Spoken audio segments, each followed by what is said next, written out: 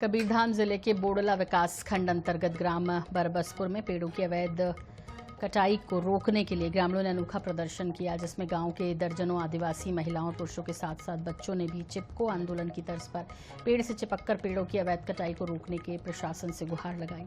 ग्रामीणों के मुताबिक बरबसपुर में 50 एकड़ से ज्यादा वन भूमि सागौन पेड़ की कटाई लगातार की जा रही है। कई बार विरोध करने के बाद भी शासन प्रशासन इसको ध्यान नहीं दे रहा।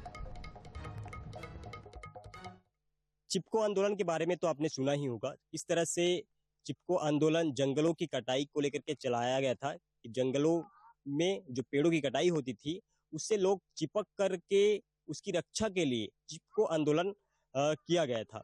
और ठीक वैसी एक तस्वीर जो है कवर्धा जिले के बोडला विकासखंड अंतर्गत बोडला माफ कीजिएगा रेंगाखार रेंज के ये बरबसपुर गांव है, मैं जहां पर मौजूद हूं। और ये पूरा देख सकते हैं कि ये सागौन का ये जंगल है, सागौन का पेड़ जो कि बहुत कीमती पेड़ होता है।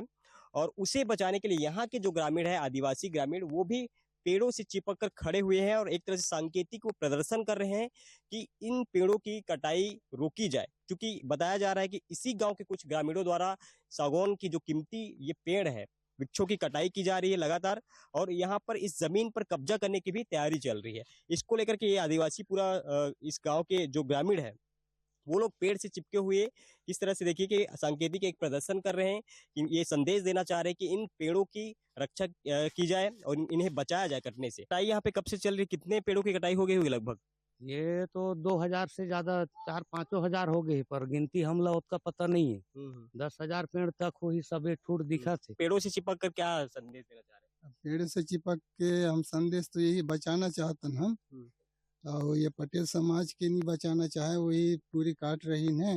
अब हम तो बचाना चाहते हैं कि इन पेड़ों की, ये जंगल के रखवाले हैं और इन पेड़ों की किसी भी तरह की कटाई ना की जाए। लेकिन इसके बावजूद अब देखना ये होगा कि इन पेड़ों के से चिपकने के साथ साथ इनके जो प्रदर्शन है, सांकेतिक प्रदर्शन के बाद क्या प्रशासन इस पर कोई संज्ञान लेती है या फिर यूं ही इसी तरह से पेड़ों की कटाई होती रहेगी और जो वन विभाग है वो नींद में सोया रहेगा। संजय यादव, INS 24/7 न्यूज के लिए कवर्धा से।